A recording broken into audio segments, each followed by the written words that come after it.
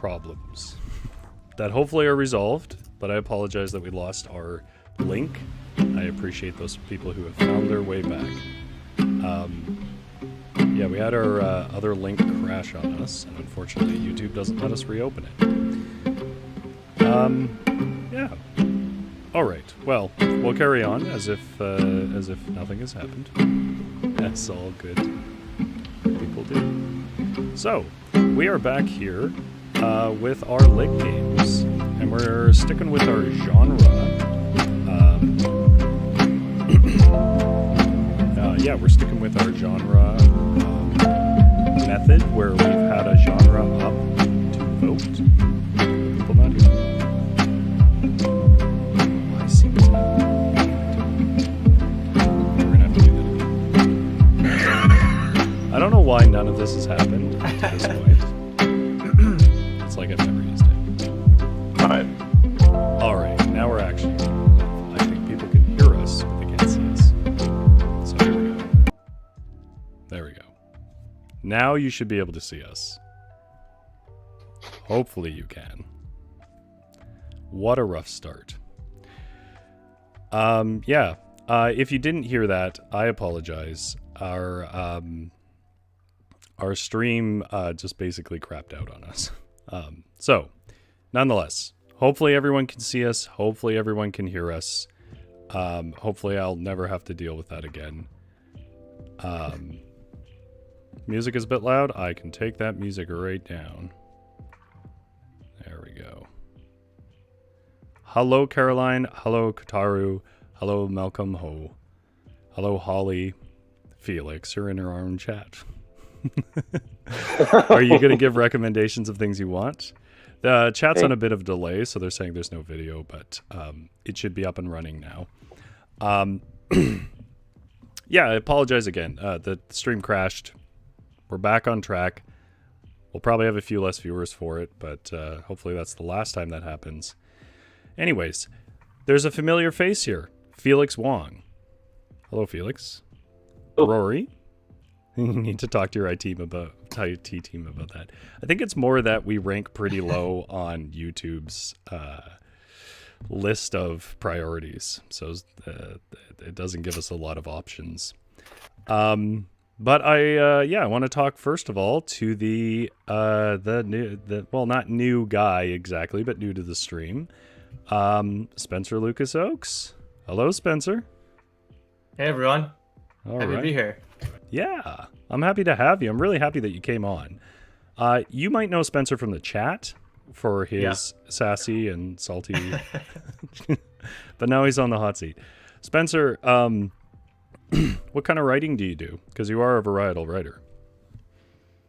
That's true. I don't know. That's a good question. I feel like I'm still trying to find what kind of writer I am and what I actually write about. But I don't know. I guess everyone in the varietal kind of knows me for working on an office novel. So I guess I'm in the office novel satire genre at the moment. So I guess that's what I would classify myself as right now.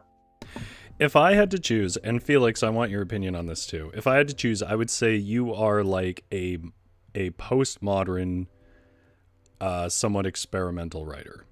I think that's where I'd put you.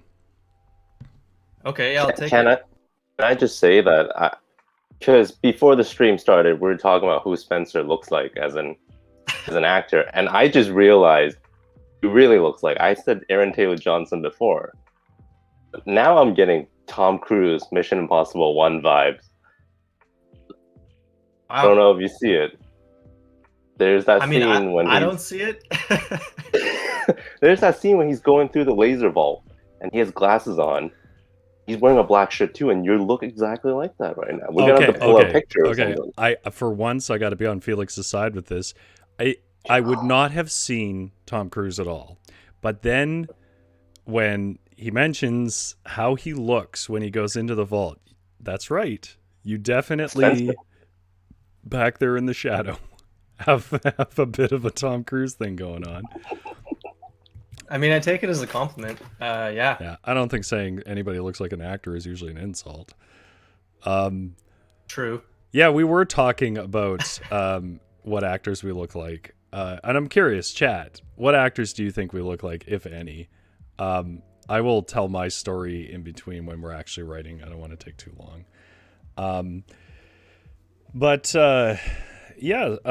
Spencer, I haven't actually scheduled when your work is going to go up, but you are definitely going to put a short story up, right? Yeah, it's in the pipeline for sure. Absolutely. I don't know when either, but I don't know. I'm thinking of just grabbing my transcripts from the chat. That seems to be the best writing I've ever done so far. So when you asked me what kind of writer I was thinking like, actually, I'm pretty good at just trolling chat rooms. So if I could get the transcripts and just get that published, that's kind of experimental, I guess. I mean, aren't there books that are basically published about people who have good Twitters? So like, Not like this. Why wouldn't it work? And shifting up to Felix, I mean, we've seen Felix before, of course, and we did that wonderful story about flying pugs. And if you missed that stream, it wasn't the last stream, it was the stream before last. It's on our channel, you can watch it. A flying pug fights a unicorn. I wanted to mention that actually your story is the one that's up this week, and it's actually up right now. In the link, unless something else has gone wrong, should be in the description of this video. So why don't you tell us a little bit about your story up this week before we get started? Yeah, so the story is called Chinese Funerals Are Weird, and it's about a Chinese funeral going weirdly. I wrote it a few years ago. You know, we first got it published as part of a writing program, right? And then, so when I was revisiting it just earlier last week, I was like kind of fighting the urge not to edit it. Yeah. So I think it's been so long that I'm sure all of us, our writing styles have changed so much. Like we wouldn't write the same story in that way anymore. No. But it's quite interesting, I guess, for me seeing what young Felix like. Young. You're still young. I mean, that was like 4 years ago, right? It wasn't that long ago. It was like 3 years ago. At it's most. Like 10% of my lifespan. Fair enough. You know, I have this philosophy that stories are like a cross-section of where you're at. And so I once I pass a certain amount of time since I've like finished it, I really don't do anything more with them.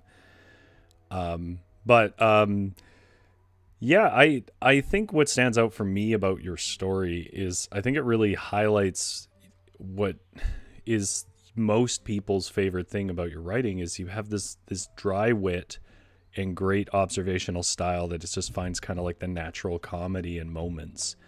Like it's not forced, you're not going for punchlines or anything. It's a really natural, lovely writing style, and I'm really happy to have your story up this week, again called Chinese Funerals Are Weird, which I think the title alone is a good portrayal of what like the tone of the story is, and it's not a difficult read. I find that your reading comes easy and smooth. It's not particularly complex, so if you're a reader who likes that kind of writing, I think you would like Felix's story, which again is up this week on varietal-literature.ca, or the link is down in the description. All right. Well, this is our first stream with all boys. So naturally, I put out genres like we did last week for people to vote on. And anybody who's only following us on Twitter or only following us on Instagram is not getting the full picture because we take votes from both sides. But this week was a landslide, and I'm willing to bet the reason why it was a landslide is because it's three boys, none of which have ever read a romance novel. Is that correct? Define romance novel. You define romance novel. What have you read that bridges into romance? Yeah, I think it's safe to say I haven't read one. No, I have not. I guess like I think I read a chapter of Twilight once, but it was more like an experiment to see like if it was all people said it was in the negative, and it kind of was. Okay, I did read the entirety of Twilight. I think like 1, 2. You read Twilight? It was a different life. really. Like I was a kid back then, back when it came out. That's my excuse. I didn't know. There's not judgment totally about this. But I don't know if I can just let that slide. Like, I think you need to explain yourself a bit I didn't know more. what it was. But you know, you would have known within a few pages, wouldn't you? Were you like like one of the first people to read it? I think like probably, yeah. Ahead of the curve, like, I don't know what this is. I guess I'll give this a shot. 3 books later. Hey, you guys should read it. You should check this out. This is actually pretty good. No, like I think I was like, how old was I? I must have been. When did Twilight come out? I think that was before high school that I actually read it, and so, and that was before kind of like the internet was really like the way it is. You can't really just find stuff. Okay, like it's a little different. By your memory, is it one of your favorite books? I'll take that giggle as a yes. So everybody, it is canon now that Felix Wong really liked the first 2 books of Twilight, thought it lost its magic in the third. Is there a third book? I'm assuming. I think there's like 4 or 5.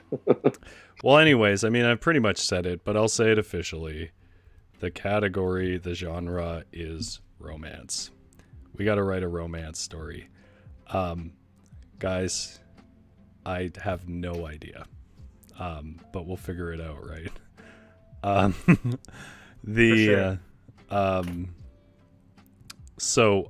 Yeah, I mean, with that, I'll just explain how the Lit game works.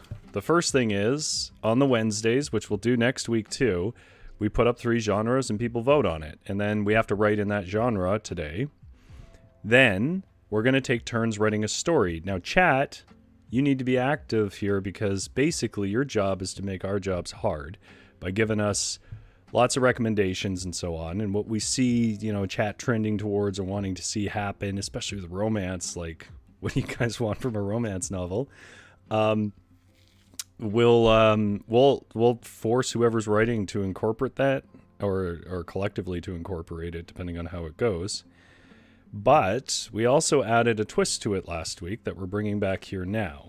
And that is, I have a list of tropes here, specifically 20 tropes, and I have a 20-sided dice. And every time we change hands on the story, which will happen every 5 minutes, I will roll that dice, and that person in their section, as much as they reasonably can, needs to work in whatever romance trope we have.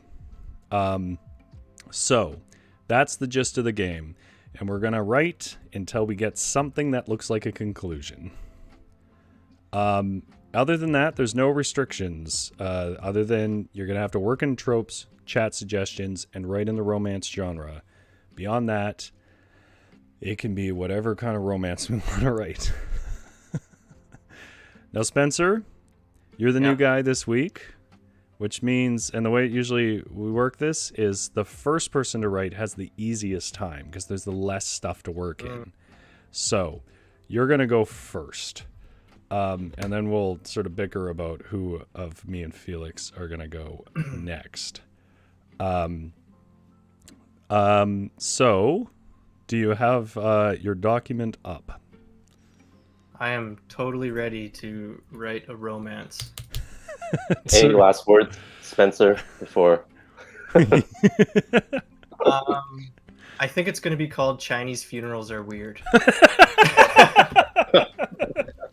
For anyone just sounds like a wonderful story. That's Felix's story. That'll be up on Varietal to read. Nathan says, instead of a tired trope of a love triangle, I'd really like the story to feature a love pentagon. Man, I don't know if we have that much time to introduce that many characters. On average, we can introduce 2 to 3 characters.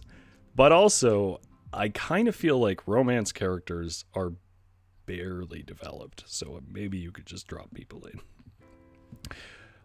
Okay, so the dice is getting rolled. And when I give you your trope, you gotta go. We've got ourselves a 7, which is The One That Got Away. There's a classic. So The One That Got Away, and if you can, work in a love pentagon. Okay. I'm starting your timer. and you are not obligated to talk till you're done. Go. Sounds good. Okay. All right. Holly says, I really want a modern take on Jane Eyre, like from the wife's point of view, because I bet she wasn't crazy at all. I've read Jane Eyre, and I remember nothing about it. And other than that, I remember that it was a good book, and I liked it, but I just remember nothing. Have you ever read Jane Eyre, Felix? No, I know it got turned into a movie a few times. Did you ever watch the movie? I didn't. I didn't know what it was about. I remember seeing the poster for one of the movies, and I thought it was some sort of like medieval thriller, but I knew it wasn't, right? And so I didn't watch. Dude, it's like Victorian. It's not medieval. To me, that's the same thing. Now, is that like a cultural divide, or is that just your lack of knowledge about history? I think it's both. It's just like, I mean, like medieval is really just a touch away from like Victorian era, right? It's like the knights got rid of their armor, but everyone's still kind of talking that same vibe and still doing weird white people things. Well, okay, you got that right. But there's like at least two eras between that, depending on what area of like Western Europe you're looking at. But there's at least the colonial period between that and then the Victorian era. And I think there might even be some others in there that I don't know that well. I mean, I'm not a historian, but I know that the Victorian era is quite a few centuries removed from medieval times. It's also an infamously... Yeah, I think they had toilet paper. Sorry? I think they had toilet paper by the time, Victorian era rolled around. So. And of course, like, history is measured in pre and post toilet paper invention.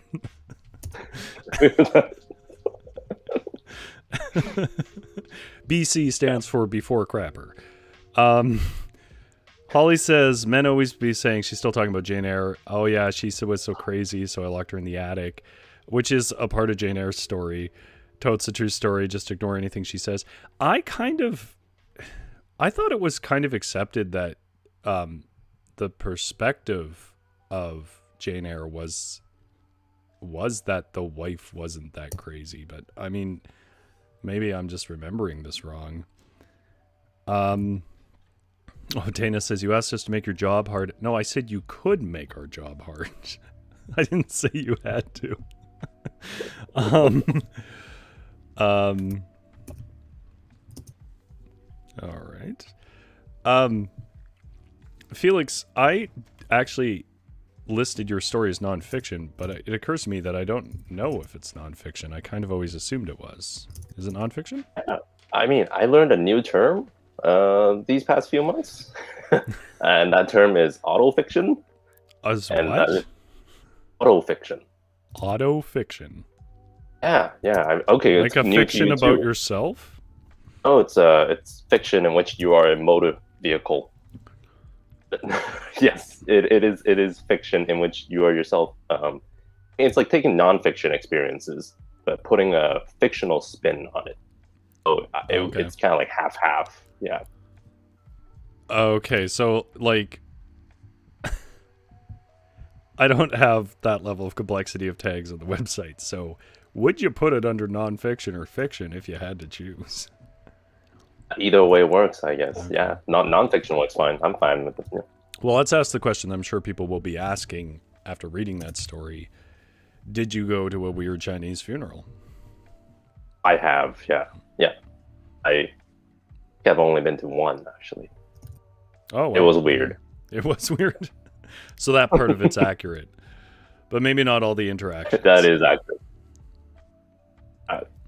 Actually, the interactions are pretty real too. I think I just changed the context of it a little bit, kind of exaggerated a few things, but yeah, encounters, the things people were saying, those are real. Has anyone ever told you that you look like an actor? Because I don't think you answered for yourself. And chat still hasn't told us what actors we are. No, just once somebody at a taco shop told me I look like the drummer from the Black Keys. Is that just like code for Asian? No, the drummer is white actually. Is The he drummer white? is white. I'll be the first to it's like this admit, big white guy. if it's not Fergie and it's not will.i.am, I don't know anything else about Black Eyed Peas. Um, The Black Keys, the Black Eyed Peas. all right, sorry to cut you off there, Felix, but Spencer, you're done. You got a full page done. You killer. So Spencer, the way it works is you write down. Oh my God, he's writing 5 names. He committed. Spencer, the way it works is you will need to read us what you wrote. Okay, can you guys hear me? Am I back? Yeah, you're back. All right. This seems like the scariest part. The reading back, where I will just want to edit stuff. Okay. Oh yeah, no, don't do that. Only Avalon has permission to do that, and that's because she'd probably quit if I didn't. And remember, the trope was the one that got away. That's right. I remember we were sitting near the pond. Quiet, foggy. Less than a day to remember it all. That wasn't the last time I saw her, but it was close. Might as well have been. At the rate we were going. She wore an orange dress. It had some frills, questionable frills, and was overall a questionable outfit for what was a foggy day. I wore a raincoat and clogs. She hated my clogs. I hate that about her. But we loved each other. Emphasis on loved. On that nearly rainy, gray, dull day, Sandy got up from that bench near the pond and essentially left my life forever. You're not enough, she said. I've given you everything, I said. I'll stop wearing clogs, I promise. This time it will take. That's not it. Her figure silhouetted in the overcast light, the orange dress, the only bright spot for miles around. She stood there, leaning away. This was the end. Are you seeing someone else? Is it Daniel or Mark? Yes, she said, with no problem, with ease, slicing through my soul. It's both of them, and more. It's Daniel, Mark, Tanya, and Eric. I love all of them, equally, infinitely more than you. Okay, I'm sorry to ask this, but what the hell are clogs? They're like wooden shoes. They're like Dutch wooden shoes. That's a fair thing to ask. It's, I can't imagine, like, Canada doesn't have really clogs, and I don't know, I don't think Hong Kong would have any reason to have clogs. I don't think we have wood here.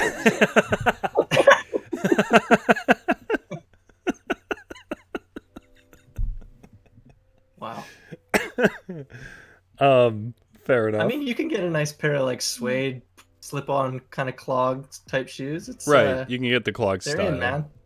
When the stream ends, I will run out and I will find a pair of clogs. You send us a picture of clogs on your feet in Hong Kong, and I will put it up on our Instagram. How about that? Pretty good deal. All right, that'll be something to follow us on Instagram over. If you do it, I'll try to track down clogs and I'll put them on my ridiculously oversized feet. I'm not going to find clogs my size anywhere, and maybe I'll put it up on Twitter. Everyone is saying, wow, incredible, amazing. Yeah, actually, I have to say, Spencer, you might be too good for this. No. This is realistically the beginning of just a normal romance story. Except for the clogs, of course. Well, who knows? I don't know. Does romance talk about like quirky things like clogs? I think they're in Holland. Maybe. There's ponds in Holland. Everyone's rocking clogs. Are we going to set this in Holland? Another thing we know nothing about? I don't know. Maybe you know a lot about it. I don't. Oh, Suki says Instagram's going to be so confused by you, Felix. Okay, Felix, I'm forcing you to go next. Hopefully we absorb those details, but that means I got to roll you a new trope. Do you want to blow in the dice? Good luck. Yeah. All right. Let's see if it works. We got a 16. Oh God. This is going to be too complicated to end, is what is going to happen. It's a secret admirer. Tough. Tough one. I can feel So how it's tough that a is. love hexagon? Hexagon is hex 8? Or is it 6? Here's what you do: you kill somebody off, keep it within the hexagon. I'll save that part for you. I'll set it up for you, Spencer. It's easy. It's easy. Trust me, I've done it. Murder in writing, I've done it. Okay. I feel like chat is turning into us writing an actual romance story for them because like Vanessa Yip says the clogs could be romantic, matching clogs. Sorry. They seem to like the idea of eventually having matching clogs, but we'll save that till the end because that seems like an end state thing.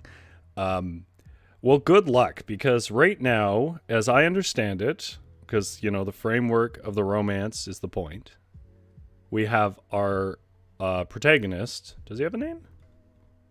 Never. No. No. He is Okay, I. yeah, that's right. Classic Spencer. No name for the protagonist. We have the protagonist who is yearning after a girl, who is yearning after 3 guys and a girl. Is that correct? Yeah. Yep. And now there's a secret admirer. Okay, so I'm setting the timer. Go for it, Felix. You got this, man. You got it. I don't know how you wrote so much. You wrote half the story. That's okay.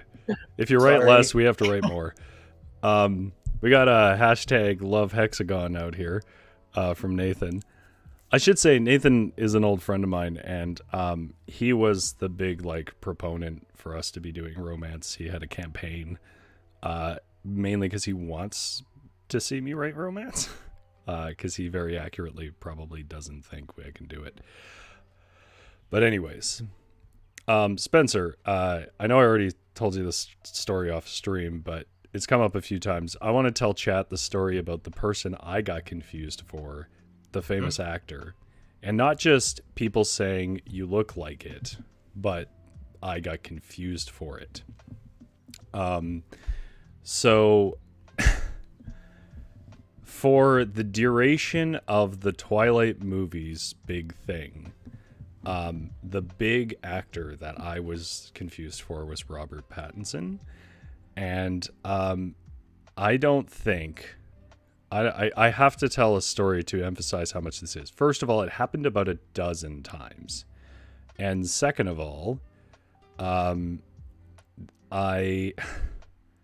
probably the most notable time was I was at Playland, which is, if you're not local, which I imagine most of you are, but if you're not local, it was essentially a, like, I don't know, what's the word for it? Amusement park? Spencer? Yeah, that works. Yeah.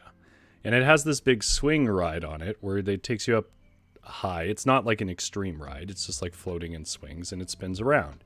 And while I was waiting in line up for it, a bunch of little girls, like 8 or 9 years old, were in a birthday party and started pointing out down towards the ground. And me and my friends, and I think Nathan was there actually, were looking around like, I wonder what they're looking at. They were really emphatic about this.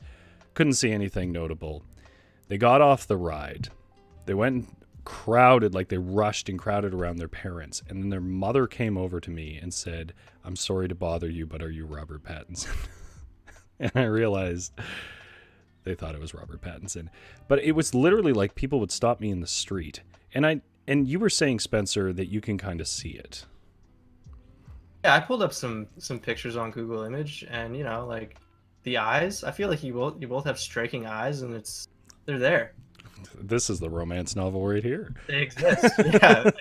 Felix, are you getting this down? Because this is working. By the way, Felix, I don't know why. I don't know if your internet's on a lag, but my Google Doc is not updating. Let me check. Oh, there it is. Came through all at once. Don't scare me. Yeah. Don't scare me. Okay, we got it. On a roll here. Carry on. What did you say? What did you say when you were at Playland and you had to disappoint all those little girls? I just said I'm sorry, but no, I'm just me.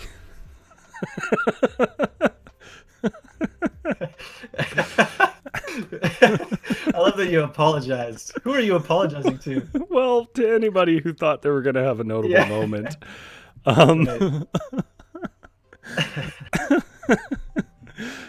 Suki says clogs are trying to find their soulmates, carrying on with this matching clogs idea. Oh god, yes, okay. Nathan has added yeah, Nathan has added to the chat because I was not fond of being confused with Robert Pattinson.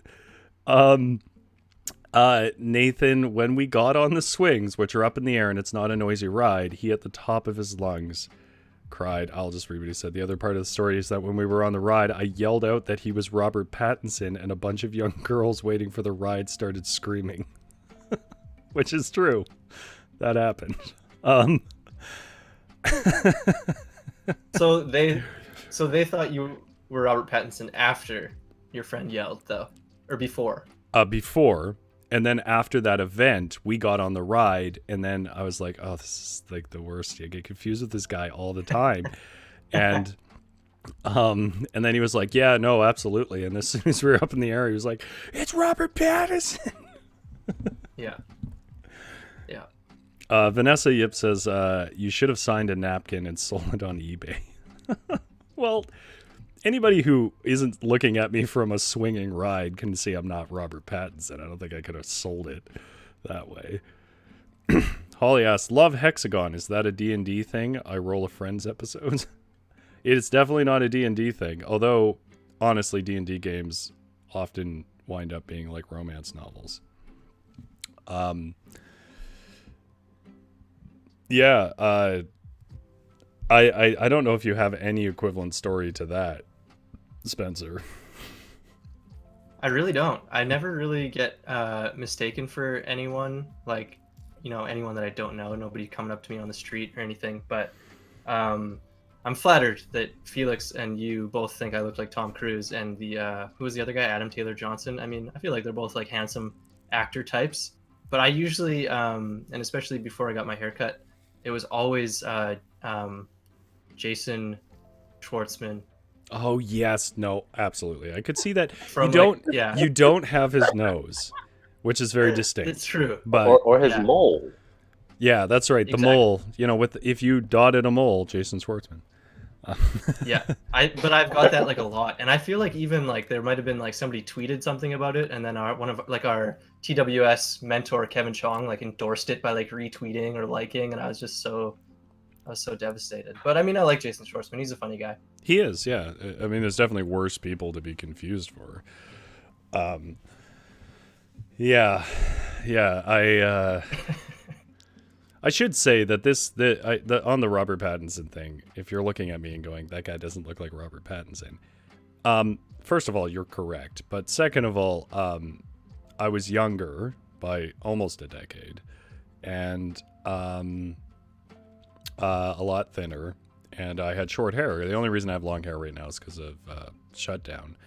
Normally I have short hair with the side part. So that is why I tend to look a bit more like him. He's a pretty slight fellow, and I'm kind of big boned. So you are also doing your no, it's not. You got 1 minute left. You are also doing your UBC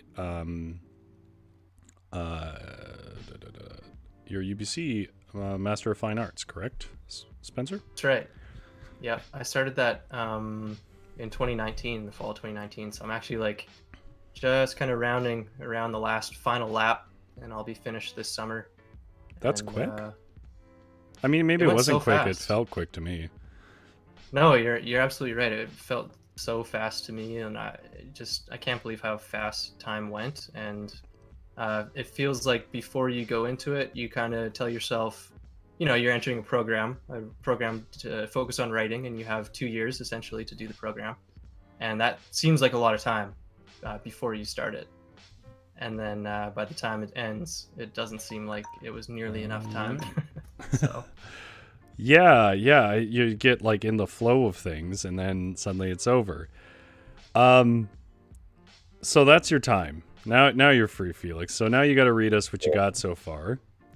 All right. I think we were. You almost wrote a full page. That's pretty good. I did. Spencer know, Yeah, you pulled a she made Spencer. to go for a little bit more.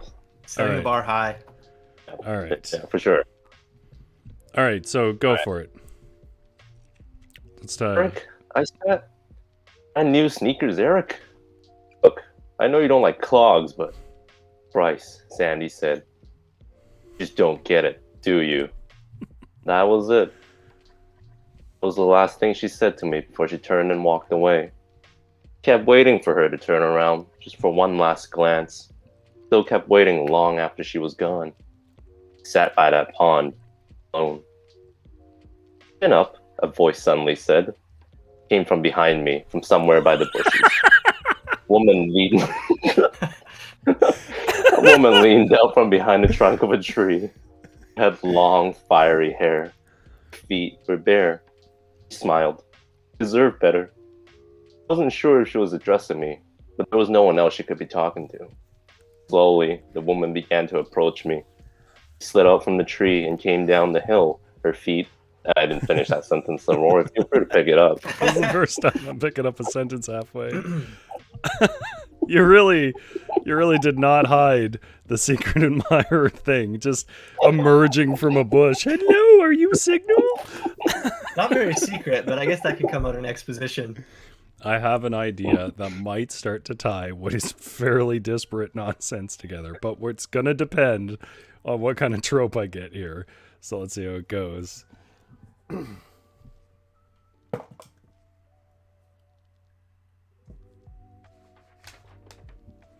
Oh my god. Guys, there's too many characters.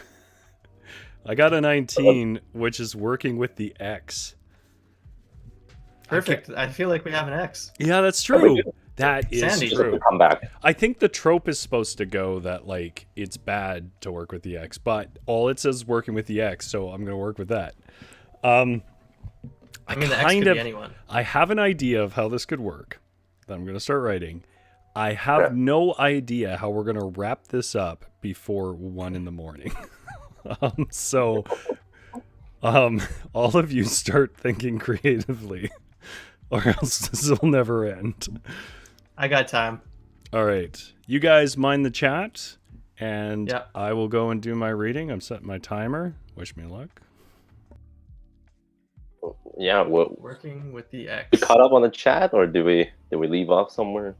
Yeah, we probably left off. Let me just scan it real quick.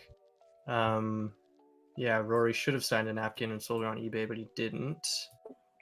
Yeah, people are out now commenting on Rory's hair. Oh yeah, Suki it is looks saying the that- same to me. I don't really notice a big difference in Rory's hair. Okay, yeah, maybe just a smidge. Like We're getting a good look at it now. I feel like, I feel like it's obviously way longer than what we used to. However, Alright. we've been seeing him as it's grown, so you get used to it. You know, it's like acclimatizing. That is true. That is true. Yeah. It grows like a few centimeters every time I see him, and I don't really notice the difference. It's like death by 1,000 cuts. Also remind chat that they are not dumping suggestions in, and it making this pretty simple, really. Yeah, you should be making Rory's life harder. He's the most capable writer of all of us, so just make it hard for him. Just don't make it hard for me or Spencer. But when it's Rory's turn, feel free to throw a bunch of suggestions. How am I at the him. most capable? Yeah. I think all of you mean- have a more established writing career than I do. I don't know what you're talking about. I feel like I got tossed a real fastball with that pentagon, and then there's nothing after that. But I mean, come on, I think the chat could. The probably come up Pentagon with is it. something. I mean, Felix, what was your experience of trying to write a romance novel right there? Like, what did you actually do? What was your strategy going into that? I was so focused on trying to work in the secret admirer that I didn't really worry about much else. I was just like, how do I get the X out of here, and how do I get the secret admirer in? Yeah. Yeah, fair enough. I mean, having never read or really watched many romance movies, although I mean, I feel like we're probably more well versed. Must in, have like, seen some rom-coms. romances. Yeah, rom-coms for sure. But they're never like the like kind of kitschy, like cliche feeling I get when I think about like what a romance novel is supposed to be. But we're probably just like grossly misinterpreting what romance novels are for people that actually read them. Yeah, I have to say, besides Twilight and The Fault in Our Stars, I read the opening of The Fault in Our Stars. I think I read like Act 1. I haven't read any other romances, so I don't know how they generally go. Maybe they're a lot better than I think they are. Yeah. Yeah, I'm trying to think. I really have no experience. I haven't read Twilight. Okay, well, what about romance movies? Like, what do you know what the last romance movie you watched was? I mean, I know I watched some. My partner loves watching rom-coms, and I always end up enjoying them when we do watch them. Like trying to think, like I know we watched like the original High Fidelity. It's like a rom-com though. It's not really. Yeah, I guess it's partially a rom-com, but. And then like what else? Like Sleepless in Seattle. Did we watch that recently? We were in that like old '90s like heavy romance movies when it was like those were the blockbuster movies at the theater. Right. Yeah. I love You've Got Mail, which is basically the same thing as Sleepless in Seattle. Right. We haven't got to that one yet, but it's on the list for sure. It's better in every way. I think you'll be impressed. Okay, we actually have some people dropping knowledge in the chat now, which work in a dark secret, Rory. The main character has a dark secret he hasn't shared to anyone. During a full moon, he turns into a log cabin. He is a warehouse, a play on the words werewolf and warehouse. This is coming from our good friend Brandon Chung. Oh my god. Yeah. And then also I can think of a way to work that in, but not right now. Maybe near the end. All right, we'll put it in the vault. We'll come back to it. And Dana M, Dana Mahana, she's actually part of the varietal, as some of you might know. She wants us to bring Elon Musk into the story again, which I feel like maybe we have an embargo on Elon after the first couple of stories. If I can't bring him in satirically and insultingly, then yes. Fair enough. Yeah, Caroline said include a magic curse. Magic curse. And then he said a curse where you can only speak truths, but they have to be said sarcastically. That feels hard. That feels like too much logic for me to think about as a writer. Actually, you're right. I think we can do one curse. So chat's got to decide between warehouse and sarcastic truth. And they got to decide soon because we're getting to the point where I can't work in a curse. And Nathan is wondering if the ending can coincide with some famous historical events, like they all board the Titanic or decide to murder JFK together.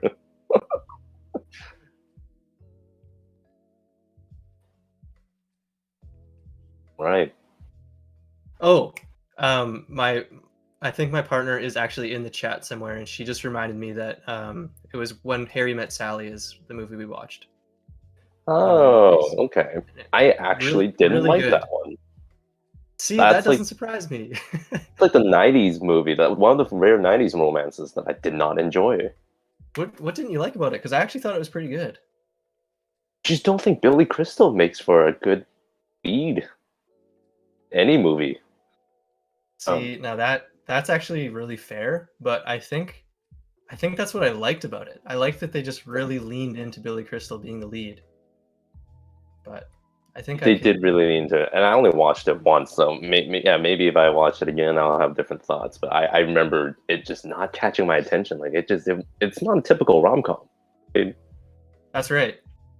Yeah, it doesn't feel typical. That's true. Yeah, I think that's probably why I liked it too. So that also just doesn't seem to count. I'm surprised you can name all these movies because I don't remember the last one I watched. It's tough these days. There's a lot of watching going on, not a lot of retaining of the information. That is a very good point. And I don't think that makes so many romances anymore, right?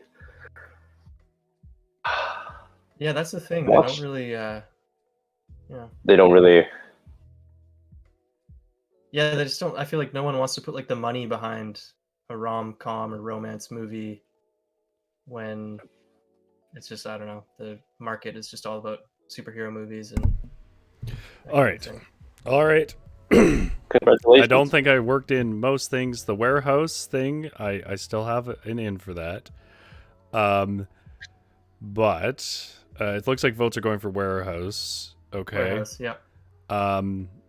I know a way to do that, but I'm gonna have to do it at the very end, so I'll have to take the last act or the last bit of it.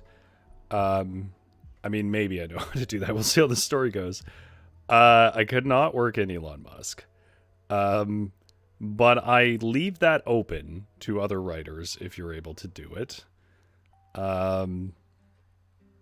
Okay. And I think I worked in, it's a little weak, but I think I worked in the X thing.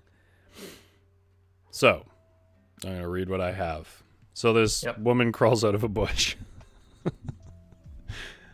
And I will start from Felix's bit into mine. Slowly the woman began to approach me. She slid out from the tree and came down the hill. Her feet were milk-clean white. She looked at me with large ink pool eyes rimmed with emerald, like a pond but deeper. I felt her warmth as she emerged. She smiled wide and said, "Hello, I'm Tanya. You look sad. I am so good at cheering people up. Do you mind if I try to cheer you up? I'm an expert." She giggled in her spring dress, a hand-me-down floral spring dress. I have to add this in because I forgot to do it. Bounced with her laugh. She took my hand, and with freedom I had rarely seen in a woman, I went on a quirky adventure to all the flower boxes in New York. Then she told me to smell a tulip, and when I turned around, she was gone. Later, I found her number had been slipped in my pocket. I thought about our outing all day at work, which was a nice respite from seeing my now ex avoid eye contact with me. Hopefully, you all. Hopefully, I like how you just skipped over that whole section. But yeah, we just went around to all the flower I don't pots. have time. We don't have time for that, man. I hope that you three picked up on the name. R2. The name? Tanya? Tanya, yeah. Because I'm I trying to build a connection here for our Yeah. Okay. I'm missing the connection. Maybe I'll text you about it. So chat is. I think chat figured it out though. Okay, Spencer. Do you have any thing you do with dice to try and get lucky? I just roll them. All right, then we're just gonna roll them. Words. I mean, people were asking for this in a way. Mm-hmm. So it's number 17, Scars from the Past. Good luck. Okay. This is becoming unbelievably convoluted, but I also feel like that's kind of what romance novels do. Yeah, how long do I have? 5 minutes? 5 minutes. Okay. All right. 3, 2, 1. That's crazy how you keep rolling these high numbers. Yeah, I wish I could do that in the game that uses this dice. But I don't. Yeah, no, I 17 would be awesome in a game like D&D, but no. All right, so what did I get? I mean, I heard The Warehouse. Holly's favorite romance movie is LA Story. I feel like I know a little bit more about romance movies. Do you have a romance movie you like? I feel like you do, Felix. I feel like you're a romance person. Yeah, I mean, I fan of 500 Days of Summer. I actually did a class presentation about 500 Days of Summer because I thought the writing in it really quite good, and people pointed out how it is not quite aged as gracefully as some other movies in terms of the ideas that it conveys. So like, that was an interesting time. I was dead in the audience that movie would have gone for it. And for some reason, even though I like everything around it, like the characters and stuff, I just never have watched it. I think I just got, because in that era there was so many like quirky love story movies. I think I just got burned out. And I kind of got triggered by Juno, but now I think about it, is also a movie I haven't seen. How do you get triggered by a movie you haven't seen? So Suki is saying that she loves Notting Hill, but she can't get me to watch it with you. Okay, but I explained why. I also liked Notting Hill because Nathan's telling me to watch Notting Hill. I did like Notting Hill, and then it came on TV like every day for 8 years. And there's nothing left in it for me. It's just I've seen it too much. Wait, I have not seen Notting Hill, and I'm not sure if that's a TV series like Downton Abbey or if that's a Hugh Grant movie. And I feel like it might be Hugh Grant. Okay. Pretty sure it's Hugh Grant, one of those charming English guys, but I think it's Hugh Grant. It's Hugh Grant and Julia Roberts, I think, and she's famous, and he's not. And classic dilemma. Yeah, and then it's like him dealing with that, and like it's not a bad romance movie. I think it's a fine movie. It's just like, how many times can I watch it? Anyways, Kutaru asked, have they found out if they are actually secretly brother and sister? But then it turns out that one was adopted, so it's okay. Oh my god. Well, no, they haven't. I feel like we're getting ganged up on. Man, you know what I didn't consider is that romance is so much about connections, like social webs, that all the tropes are about new social webs and connections. And I'm trying to find a way to work this stuff in so that it doesn't, so that it's not just like 22 characters we have to wrap up by the end. Yeah. I hope you roll a low number for my turn. I'm hoping I just get like a normal trope. Well, it's not really structured like that. They're random. There's one on there that if we get, I kind of hope you get it. Okay. So to be clear, like Felix and Spencer chat, they don't know what's on the tropes list. Otherwise, this doesn't really work. So, basically, I have an advantage that I kind of know what some of these tropes are because I had to put it together. And because we can't see the dice, I'm sure when it's your turn to roll, you just kind of turn it over a little bit until you get the face you want. That's a good idea, but I haven't done it. And chat's being nice to Spencer, and I think that's because he's new. They're not throwing stuff out. Come on, chat. Like, what is like? I'm sure a lot of you like romance. Like, I don't want to take us not reading romance as a judgment of it. I think it's just probably what you would expect. What kind of like romance books or stories or styles and tropes do you guys like? Because romance really covers a lot of stuff. You can have like vampire romance, and you can have like werewolf romance, and you can have straightforward romance and historical romance. Oh. You just named every type of romance there is. And then you can just have straight up like thinly disguised porn romance. Well, not even disguised. Spencer, when you finish your thought there, your time is up. Suki says, after they discover their family history, maybe they also discover they are in the Regency era, 1810s England. I feel like maybe I've precluded that at this point. I don't know if we've done anything. I don't know. I see waffle cones. I don't think they had waffle cones. Done. Cool. Let's see. Have they had some kind of comical misunderstanding that leads to a fight that then gets resolved in a really sickeningly sweet way? No, but they definitely should. Given that we have no time to build a relationship, it's going to be really forced, but I think that's definitely something we should do. I think that's something you could handle, Felix. What? That they... I don't know what sickeningly sweet means.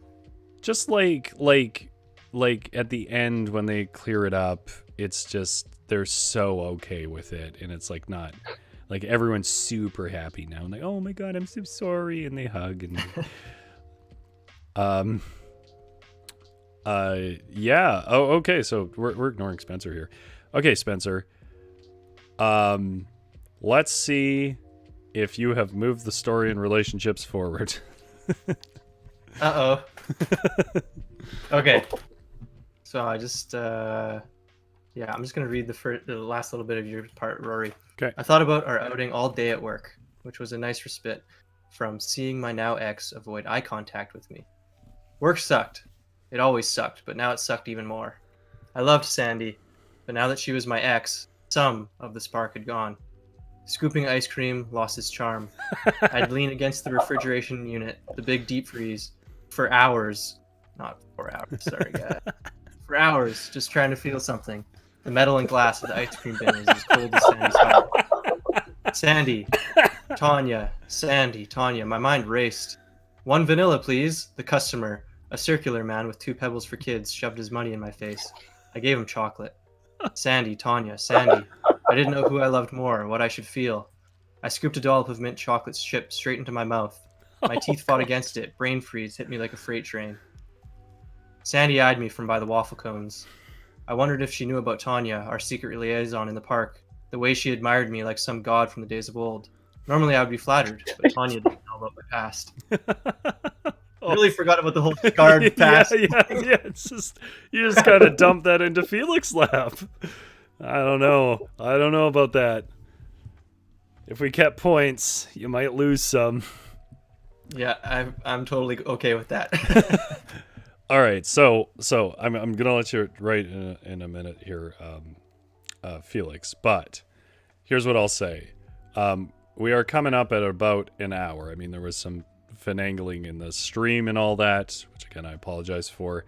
But coming up on an hour. So from my experience in the last streams, we need to start fighting towards a conclusion. And the things that we have to look at are the warehouse. What was the other thing? They were actually secretly brother sister, and they have I don't think we can work that in at this point. I feel like I mean, if you can do, but the thing I think we should work in is whoever it is that we are assuming is going to be the romance in the end here, which it has to have. No literary fiction, open endings, guys. I'm looking at both of you. Damn it. Are you sure? Yes. What if the chat requests it? Because that's not romance. There has to be like a kiss at the end and all of that. And I know you guys. So there's no like open ending or like interpretive anything. It's got to be clear about who ends up with who. How many rounds do we have left though? Well, we got to go till we finish. Yeah, okay. So I'm sure you guys don't want to be here till like for 3 hours.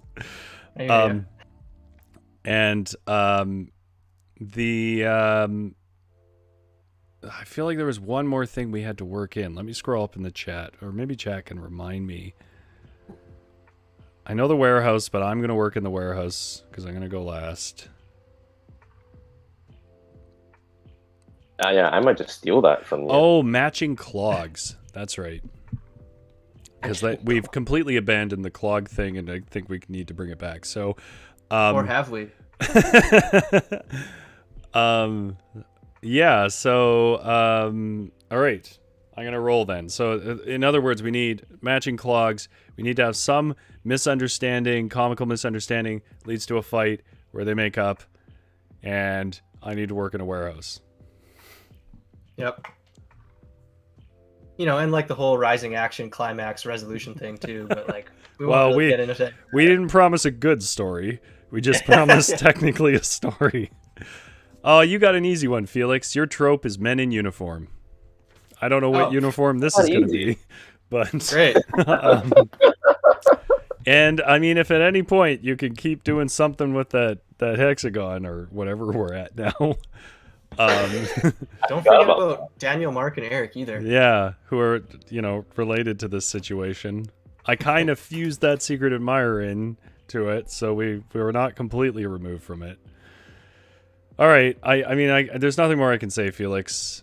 You have an impossible task before you. Do your best. And feel free to let us know if you're quitting. You ready? All right, here we go. You gotta work in men in uniform at the very least. Okay. And move us towards some sort of conflict that we can end. Okay. All right. Go. Good luck. Yeah, good luck. Spencer, I feel like I haven't talked to you in forever. Is that just my perception, or is that... I mean, I'm not including, like, text. I talked to you through text, but... Yeah, I was going to say, it's a weird sort of relationship when all of your friends just end up being online. And you just, like, text... Because, like, with the pandemic and everything, you don't see anyone anymore. It's just all texting, and you kind of forget that you can talk to people, over the phone or over a voice call or whatever. So, yeah, I feel like it's been a while. Yeah. Yeah. Yeah, and genuinely, I've never not enjoyed a conversation with you. You are have a wonderful wit, which thank you, I appreciate that. And you have just such an interesting writing style that I look forward to being able to put one of your stories up. I think, like I said, I think it's really fresh and modern. It's similar to Felix's style. In that sense, I don't think it has a lot of similarities in like theme or anything, but it's a momentum and inertia in it. I never feel like I do feel like when I write stuff, sometimes that Tolkien influence comes in where I'm like, I want to talk about the ivy for a while. So I think I think you don't fall into those traps. I wonder why that is. I feel like Felix and I both have a pretty good handle on being like a little too self-aware for our own good, maybe. And yeah, it's kind of possible. That instantly makes a voice or like a little bit of the content like kind of contemporary in a way, where you're just a little too aware of the world, the contemporary world that's around you, and how it just influences everything. Yeah, it could be that, because you guys do write stories very much from like your own experiences. While yours do get more abstract, there's still like abstractions on experiences of yours, whereas especially over the years I've gotten further and further away from writing anything that is personally connected to my life. I don't know what that says about me either. Well, I mean, I feel like you've been writing a really long time too, like longer than the two of us. I feel like, just I don't know, as a result of how long have you been writing? Yeah, I mean, I feel like I didn't take writing, entirely seriously, anything more than writing poems or lyrics or, playing in bands growing up as a teenager. I was always doing that kind of stuff. And I didn't start writing like long form or prose in any way until, other than like school projects and stuff, probably until I was in like my 20s, like 20 years old, 21. And you kind of like, I'm finally able to like read books that aren't just like, assigned to me through school and whatever, and you start to like realize that there's things that you like out there and that you can try and emulate. So kind of happened then for me anyways. I think that's really key. Like, it's good to get kids to read different books, but I think what's really key is when you're left to your own devices and you realize you can read whatever you want. Like, you're not obligated to read heavy, old, largely respected literary books. And then you find that, writing can be kind of a lot of things. Then maybe you find your style that you want. You want to emulate. Sorry, chat here. Holly, who is my sister, says, no, Rory's remembering wrong. Notting Hill was one of my dad's favorite movies, and it's not that it was always on TV. It was that my dad continually watched it, which is also why I also never watch it. That's true. I would point out that often when he would watch it, it was when it came on TV, not just that he put it on. but also long after I moved out and it would come on TV. I can't be alone in this. There was a good period of about 5 years where Notting Hill was always on, like the Women's Network or something like that up here. And yeah, like it's an easy movie to fall into, but then it's kind of like the same reason why I don't really like the Red Hot Chili Peppers. I never had any issue with them. They were really big when I was growing up, but my God, there's only so many times I can listen to bow, bow, bow, bow. Give it away now. Yeah, give it that's away, right. give it away now. I have no idea why Vanessa said this, but she said, yes, a quiche. Of course, being an egg tart, a savory egg tart. Vanessa, you're going to have to clarify. I don't know if you want a quiche in here. We can fit a quiche in. I don't know where that came from. You're free, Felix. Let me just catch up on chat and let you finish that sentence, Felix. If there has to be a forced happy ending, maybe they end up as a weird throuple. Is it throuple? I think it's more than 3 at this point. And Holly also said, if you want to laugh until you cry and you hate all these tropes, watch Isn't It Romantic? Oh yeah. Have either of you watched Isn't It Romantic? It's like a satirical. It's got, why can I not think of her name? She's a comedic actress. I think she was. No, but Aquafina is great. Oh my God, I'm so bad with names. Rebel Wilson. Is it Rebel Wilson? I looked it up on Google. Oh, okay. So it's got Rebel Wilson in it. And she is somebody who hates romance, because it's gone bad or whatever else. It just doesn't like the tropes of romance movies, and she gets stuck in a romance movie, and it's her resisting the tropes. And it was actually a pretty fun movie. I mean, it's still ultimately just a romance movie, but it's got its own twist on the ending, and yeah, it was a fun movie. I liked it. Okay. Let's see what amazing thing you've written that I definitely will be able to build on. I almost forgot I had to read it. Trying to find one. So Anya didn't know about my past that involved the curse. I was hoping you set it up there, Rory. Then I don't talk about it anymore. I just go into something else entirely. Excuse me. I need to speak with the manager, a man said. He was in a suit, black tie, blacker shirt. I'm with the Ice Cream Police Bureau. I received a complaint.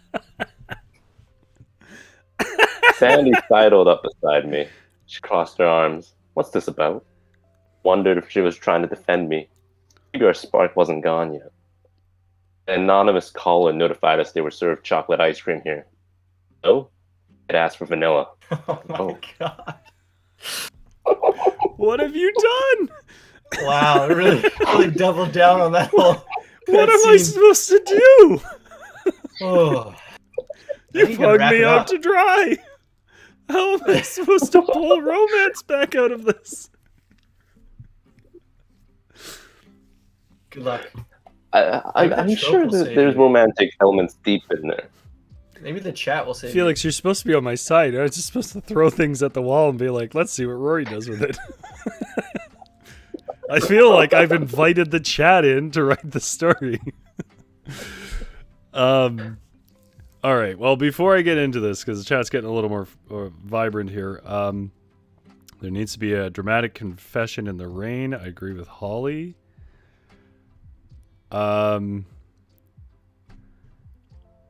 There's also, it would be acceptable if there's a sprinkler system going off in the warehouse. Oh, the warehouse, that might be hard to do. What would that be? Just peeing? If it's an actual person? All right. I will try, but I'm starting to feel like I don't know if we're going to find an ending in this. Okay. Bring back the curse because I helped you set it up. Yeah, use the curse. Fall back. on Tanya and Sandy. Sakes, man. You're supposed to be building on relationships and characters, and you're like, let's make up a police force. All right, let's see Rory, what trope I get. Rory, you spent a whole day traipsing around New York in one sentence. You summarized it in less than a sentence. You can do this, man. You can do this.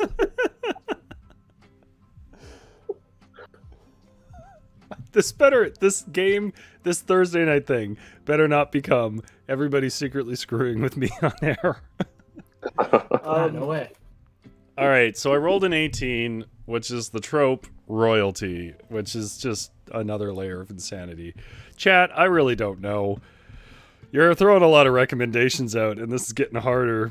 But here we go. 5 minutes. I might be able to work something in. All right. Good luck, Roy. You can do it. The 5 minutes goes by way faster when you're not writing, I feel like.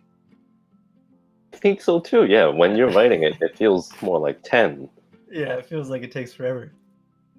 Or are you finding it writing with the people talking in your ears?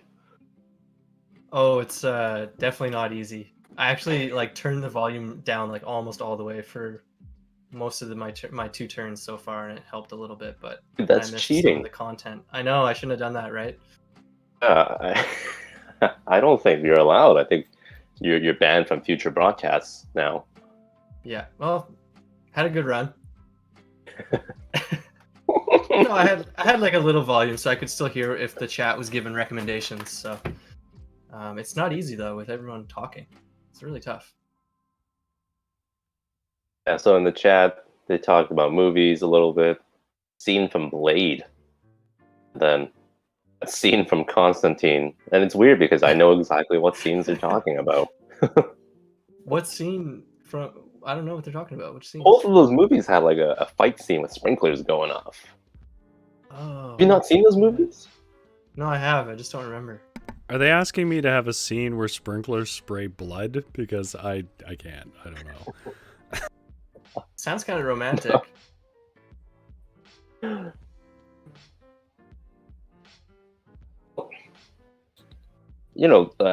Speaking of movies, the Oscars are coming right up. Spencer, you want to give me your Oscar picks? I have no clue what's been nominated. So should I still give you my Oscar picks? Absolutely. Yes. Okay, let me see. What have I been watching? Oh, actually, I do know one movie that was nominated for something. I don't actually know what category, but the film. Hey, what was the movie? Nomadland. Okay, I think that got Frances nominated for McDormand. everything. Everything? Okay, Yeah, that's a big one. Have you seen it? I have. I've been on a binge this past week trying to watch at least the Best Picture nominees. I'm down to one left, and yeah, I just watched Nomadland. And? So.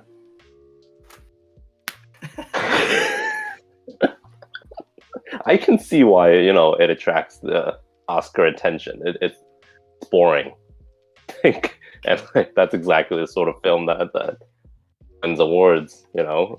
Sure. I don't know, man. It's based on a book, and I imagine a book is a lot more interesting. I imagine there's a lot in there. It felt like the movie was trying to cram a lot inside, and it would do what Rory does with the whole trips around New York thing. There'd be just chunks where it seems like stuff happens, but you don't really know what, and you just skip right to the next time period. Damn. Okay. Yeah. Fair enough. I mean, it's definitely a slow movie. I really liked it just because of the fact that the director. I'm a fan of the director. I can't remember her name, but she had made. Chloe Zhao, I think. Yeah. I had seen her other film, The Rider. Have you seen that one? Oh, I've heard good stuff about her previous movies, but I haven't seen it. Right. So this one movie is just it's very much like Middle America. A bull rider gets injured at the rodeo and is trying to just make a comeback, basically. But it's really slow and very focused on the character, and not a lot of talking. So I was kind of digging that vibe. So I definitely liked Nomadland. But yeah, as far as other Oscar movies go, I have not seen any. I don't think. What was the best movie you've seen then in the past year? Like a movie released 2020.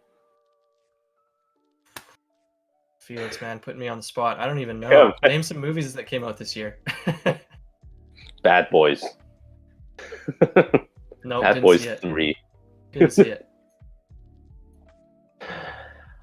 What else? Tenet? Didn't watch it. I'm actually having trouble thinking of other movies now. I only know the Oscar ones. Yeah, fair enough. Uh,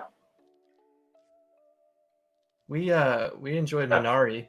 We saw Minari. Did you watch that? Did you? Okay, I watched 3/4 of it. You always I was watching that last night, okay, and I watched 3/4 and I realized I had to go to bed to wake up for this. Yeah. Okay. No worries. I won't say anything about What it. did you 'cause think? You're not done, but I enjoyed it. I don't know, Okay. you totally should. I mean, like, I'm almost done. Like, Have you enjoyed it so far? yes, I have. Good. Yeah. Yes. No, I I think it's a actually good think one. it's going to win the Oscars. Oh. And you've only seen 3/4. And I've only seen, yeah, exactly. I just Yeah, don't I'm think just gonna- Nomadland's going to win. Yeah, I wouldn't be surprised if that movie didn't win, but I feel like it's just one of those ones that has to be nominated to fill the void. But is there anything happening in the chat here? The guy in uniform is a bus driver. Wasn't this a scene in Zootopia? Says Holly. Zootopia is actually a Never pretty seen good it. movie. I like that movie. I haven't seen it. Oh, maybe you should. It was good.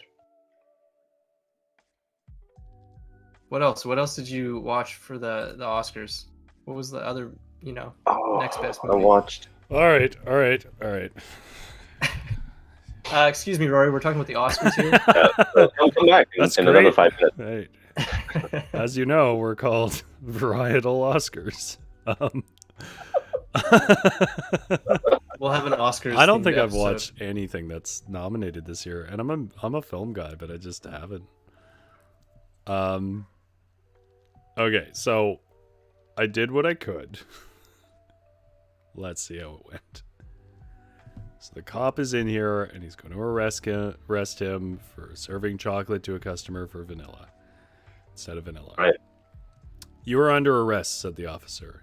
He is not, said Sandy, shoving the officer reactively. The officer shoved her back and drew his mace, macing both of us and ruining the ice cream. Eric, Sandy shouted at the officer. This isn't funny. Who hired you? We are done. Her eyes were red and swelling. I reached for her, but she shoved me away and ran to the washroom. The officer, Eric, said, It was Tanya. My Tanya? I said incredulously to him. No, our. He gestured between himself and the washroom, where Sandy was. Tanya. She said it would be funny. It was instinctive. She attacked me. Oh, you're that, Eric, I said between my swollen, mace-ridden eyes. What? I'm confused now. I have no idea what is happening. Well, we needed a Hold on a misunderstanding. We needed a misunderstanding. Well, you got it. We got a Done. misunderstanding.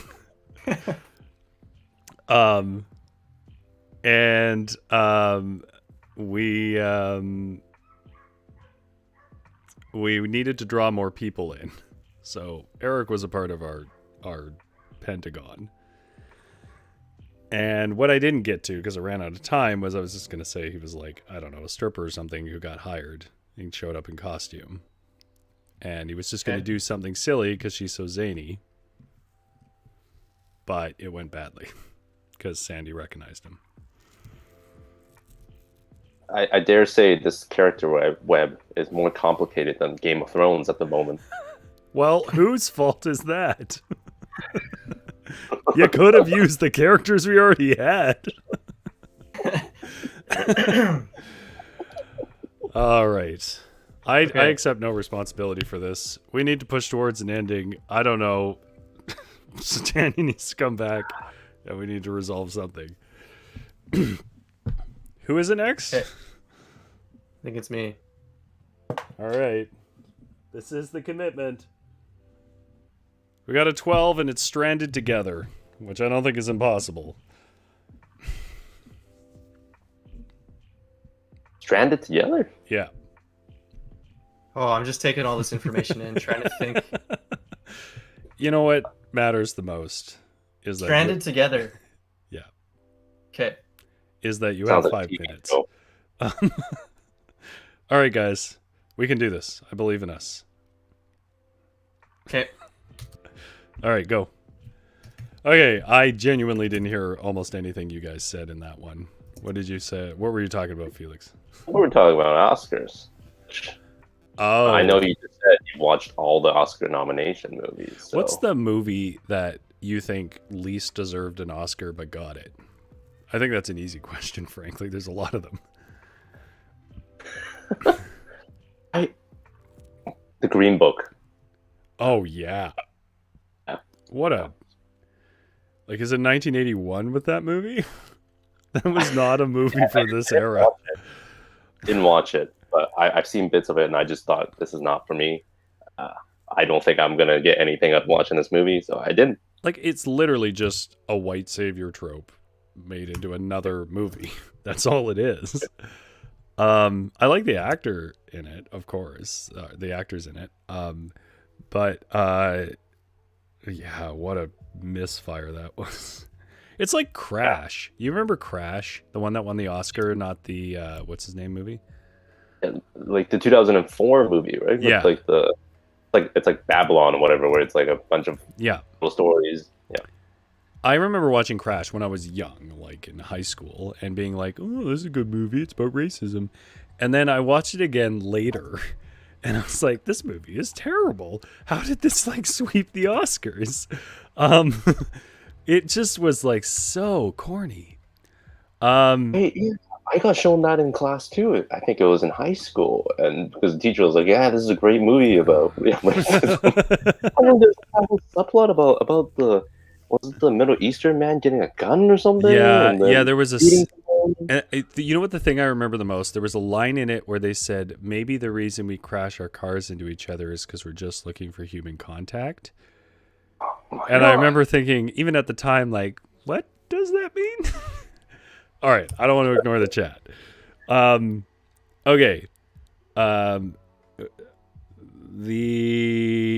was blood, one was holy water in those scenes that they were talking about. Yeah, so in... I don't remember why, but the scene with Blade, there's blood in the sprinklers. I think maybe it's just a nightclub for vampires. And I think that is what it was because I rewatched it recently. I haven't seen it in a long time, but Great yeah, movie, actually. It is true that the Constantine one was holy water, and it was a way of dealing with a lot of people. Suki says spraying mace is a misunderstanding. In any normal story, it would be, but I maybe this is my only experience. But when I watch romance movies, like violent or shocking things will happen, and they'll play it off as a misunderstanding that nobody would ever have. So I was kind of leaning into that. As an example. Oh my God, this is the worst kind of. This is exactly where my memory fails.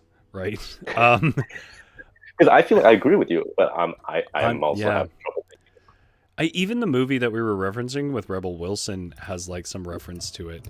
But like when they want to establish that the guy's a jerk or something, they don't do it subtly. Like it's like rough. And then she sticks with them for a little while longer. Oh, well, you know, he left me out in the rain or something, or he told me my dress made me fat or something. And you're like, this is not a misunderstanding. What sane person would put up with this? Suki says stranded. Maybe they get locked in the washroom or go to jail. Maybe. Locked in the washroom would be funny. Holly says she loved the Yin Yang Master, and the Dig was also good. I don't know what those are. I don't know. Best movie I've seen, The White Tiger. I don't know are these real movies? I don't know. Holly has sometimes quirky tastes, so it might be things we don't know. White Tiger. I know Crouching Tiger and Hidden Dragon. I do too. What did you think of Crouching Tiger, Hidden Dragon? Oh, I was a kid when I saw it. Yeah, I guess I you don't was make young movies too. like that anymore. In hindsight. So like when I saw that probably at like 12 or something like that, and I saw it because everyone talked about how great it was. And admittedly, maybe that wasn't the age group for it, but I watched it and I was wholly disappointed in it. I was like, it's just people floating across leaves. The movie, the kind of like yeah, like there's not a whole lot of fighting. the kind of offbeat movie I liked when I was young was Amelie. All right. How we doing, Spencer? Are we going to be able to pull this train wreck back together? He's in the zone. I think so. Just one. Yeah. Okay. I think so. I'll let you finish the sentence if you need to. All right. Yeah, we're pushing 8:00 here. It's fair enough if people in chat are needing to like go to bed or something. This stream will definitely be up later if it's going a bit long for you. But don't feel bad about that. We appreciate you being here.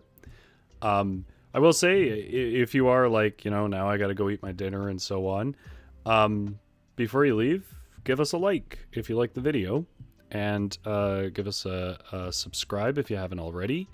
It helps us quite a bit, and it's the thing you can do that helps us the most, really, directly. The other thing you can do is tell other people about it. I promise next week we will write a more competent story. I think really the dice roll that threw us off, and the love pentagon. That was Don't blame that the was dice roll. I know what threw me off, Felix. This is not a mystery. It was the ice cream police. Okay. I don't know. I just don't know, guys. All right. I if nothing else works, I do have a way to end this. It might be a bit of a hard write. Okay. Okay. Where are we? It was Tanya, Tanya. Okay. The mace. Okay, here we go. The mace dissipated. The ground shook. The world began to angrily change beneath us. Outside the takeout window, Eric and I watched the city of New York fall away. There was a vicious knocking at the door. "Eric, don't!" I yelled. Eric ran to the door to the the ice cream store, swinging it open. Tanya fell inside. "Something is happening outside. We're becoming..." Tanya gasped. "Stranded!" My first thought went to Sandy. She was still in the bathroom. I ran to her and banged on the door. "Sandy, are you okay in there?" She swung the door open. The two of us stumbled to the middle of the ice cream store, joining Tanya and Eric, the cop. The buckets of ice cream spilled all over the floor as the ground rumbled beneath our feet. "What's going on?" I shouted. Tanya grabbed me for balance. I felt her hands on my shoulders. Then, serendipitously, Tanya did the same. The one that got away, I thought. But which one? I looked to Eric. He was holding onto the freezer. I beckoned him over. "Eric," I said, "come to us. It's safe here. We need Daniel."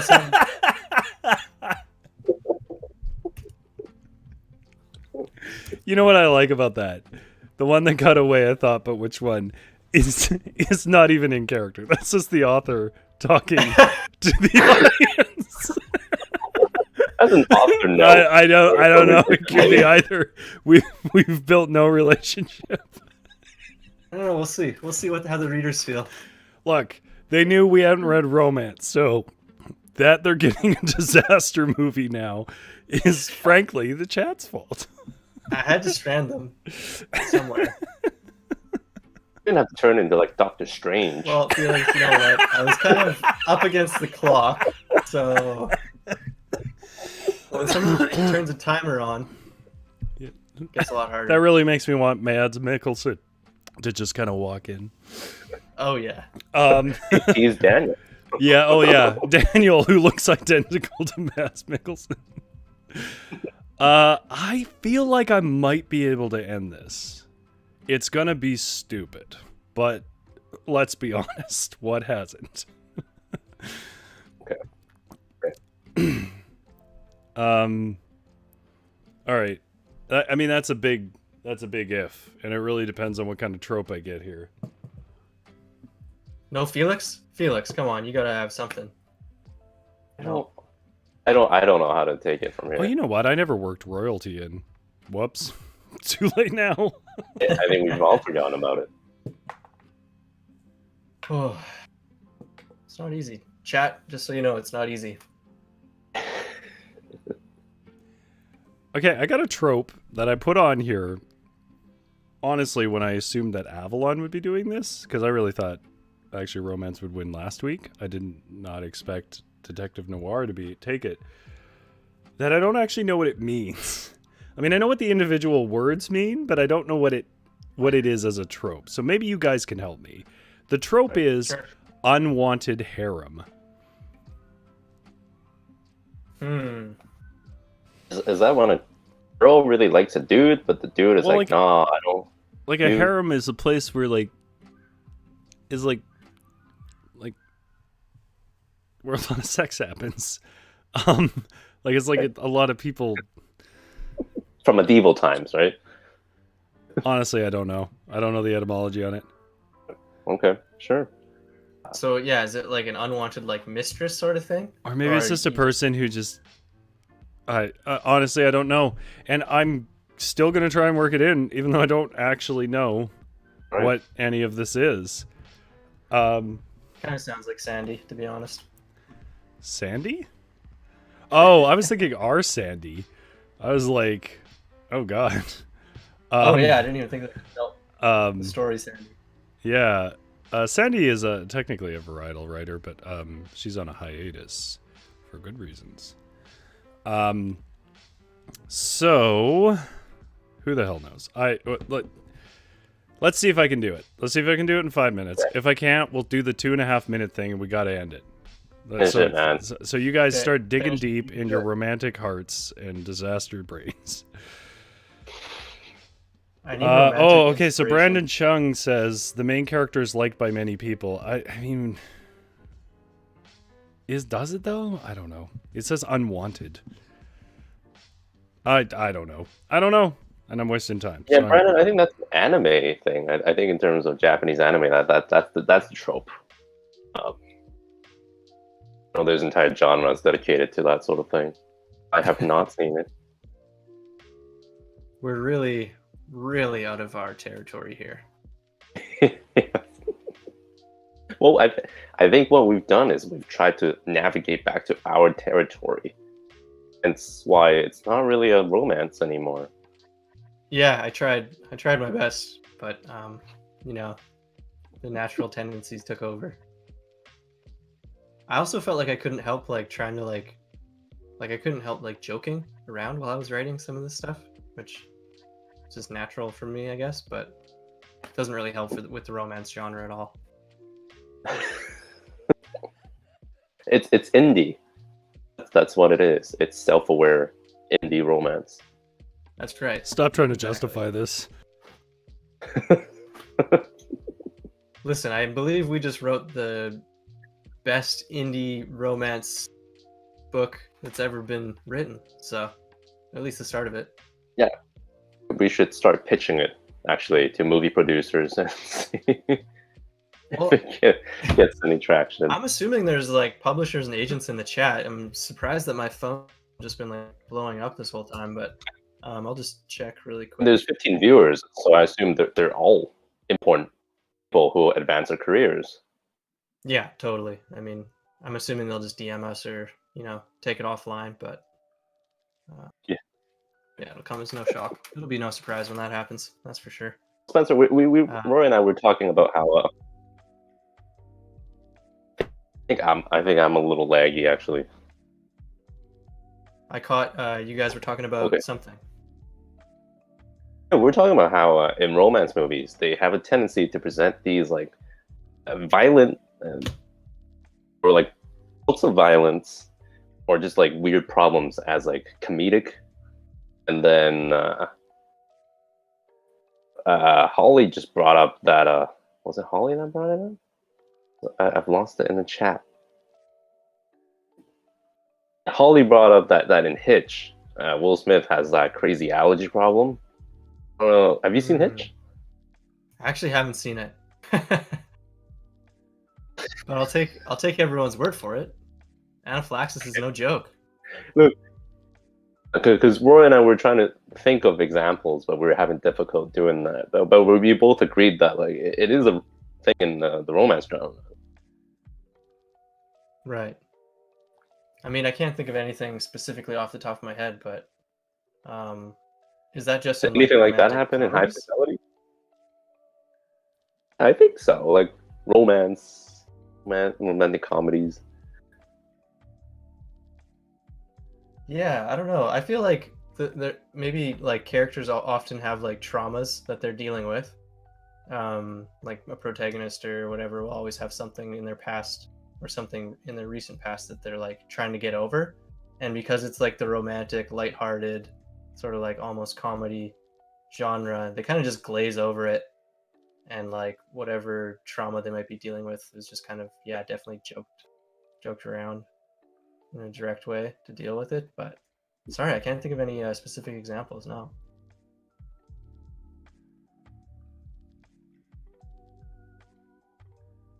And yeah, Holly also talks about White Tiger, which Rory and I did not know about. It's a film on Netflix about a cast man who uses his brain to get ahead. A low cast man who uses his brain to get ahead.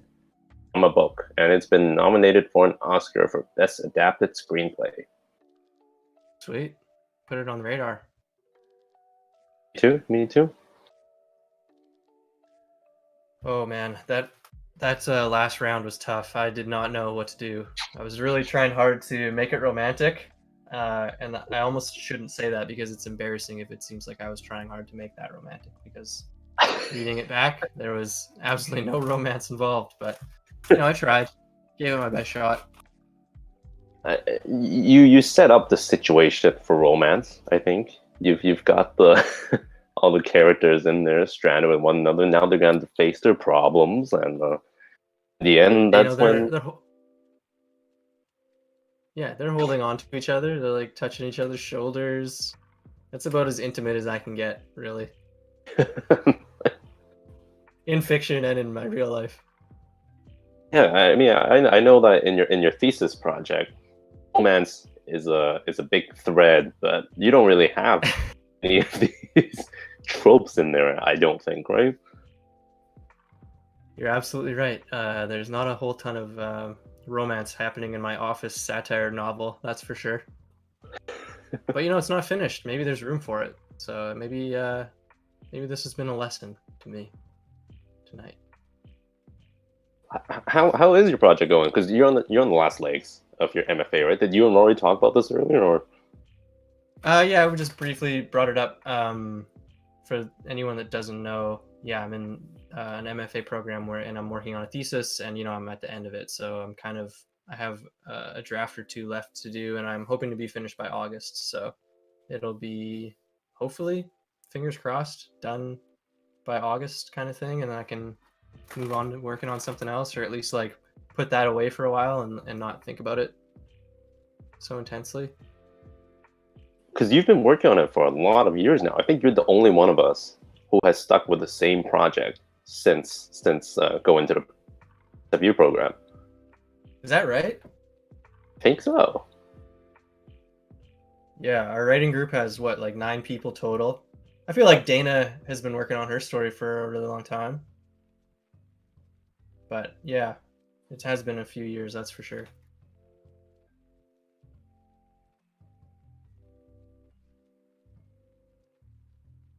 In the chat, Suki said, "Can you end it with them riding on a horse into the sunset with the wind whipping their hair around, Rory?" He said, "Royalties." Yeah. Spencer, where's the sunset gonna come in when the world is falling apart? Well, you know, it looks like we have the opportunity to write in a nuclear holocaust, so yeah, With you know, a nuclear mushroom cloud, not a sunset. I think it makes sense.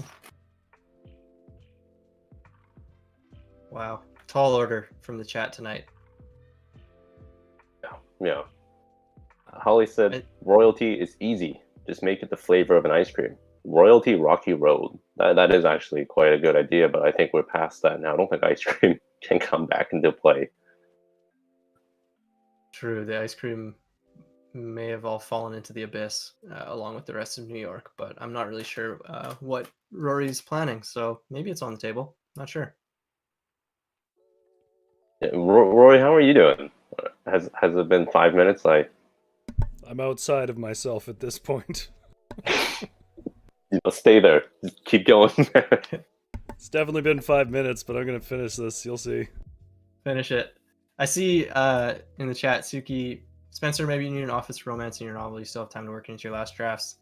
Yeah, I think, like I said to Felix, this might be a great lesson learned for me, and I will be including a romance thread into my book after tonight, because clearly I need to work on it, and it's all about the thesis is really all about just practicing, trying to get better. So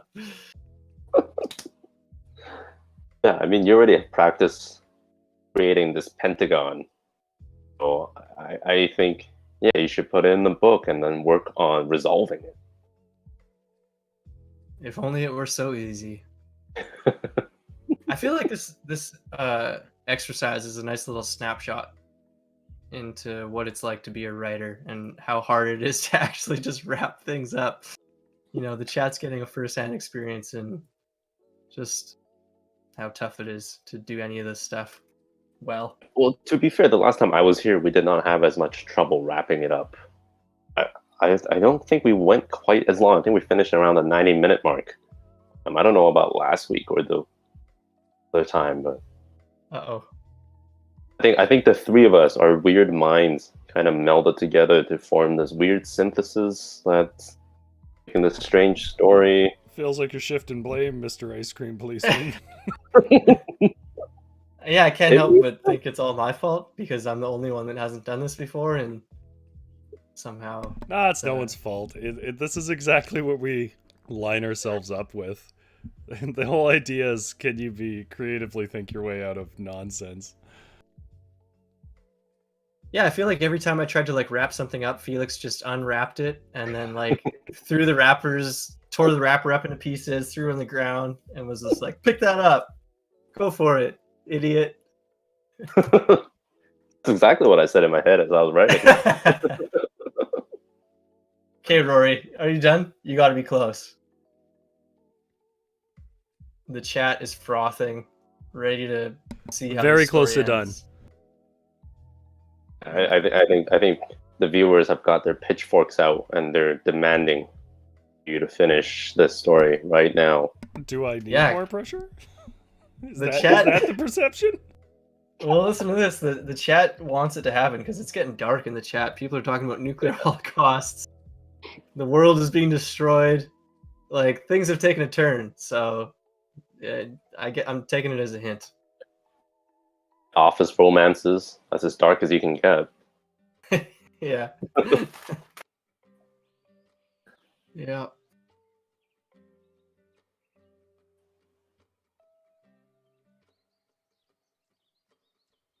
Oh. What's next for you, Spencer? What will you be doing after this stream? Oh man, it'll be almost bedtime, I feel like. What about you? Well, you have the day ahead of you, don't you? I do, but I'm tired. I don't know what I'll do now. Go look for some clogs. True. Maybe get some ice I cream. did promise I would look for clogs, yeah. I don't know, I'm tired. I kind of want to just go back to sleep, but it's like it's gonna be noon, I think, and I feel guilty about doing that, so I don't know. Yeah, fair enough. I mean, what's on the agenda? Do you have anything you need to do? Do you have anything you're putting off? Nope, my school term just finished. Oh. And so I've got all my assignments in, and I've done all the marking because I was TA this term, and so I'm done. I'm actually all right.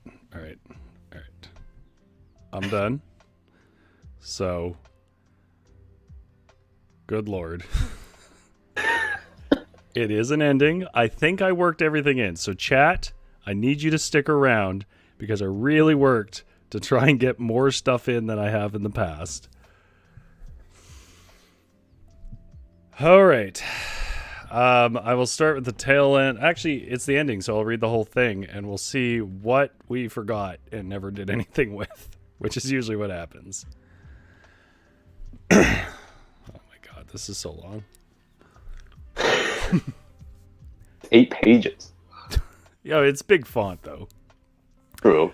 I remember we were sitting near the pond. Quiet, foggy, less than a day to remember at all. That wasn't the last time I saw her, but it was close. Might as well have been at the rate we were going. She wore an orange dress. It had some frills, questionable frills, and was, overall, a questionable outfit for what was a foggy day. I wore a raincoat and clogs. She hated my clogs. I hate that about her, but we loved each other. Emphasis on loved. On that nearly rainy, gray, dull day, Sandy got up from that bench near the pond and essentially left my life forever. "You're not enough," she said. "I've given you everything," I said. I'll stop wearing clogs, I promise. This time it will take." That's not it. Her figure silhouetted in the overcast light. The orange dress the only bright spot for miles around. She stood there, leaning away. This was the end. "Are you seeing someone else? Is it Daniel or Mark?" "Yes," she said, with no problem, with ease, slicing through my soul. "It's both of them. And more. It's Daniel, Mark, Tanya, and Eric. I love all of them equally, infinitely more than you." "Eric," I spat. "Brand new sneakers, Eric? Look, I know you don't like clogs, but..." "Christ," Sandy said, "you just don't get it, do you?" And that was it. That was the last thing she said to me before she turned and walked away. Boy, we sure didn't follow through on that till the next day. I kept waiting for her to turn around just for one last glance. And still kept waiting long after she was gone. I sat by the pond, alone. "Chin up," a voice suddenly said. It came from behind me, from somewhere by the bushes. A woman leaned out from the trunk of the tree. She had long, fiery hair. Her feet were bare. She smiled. "You deserve better."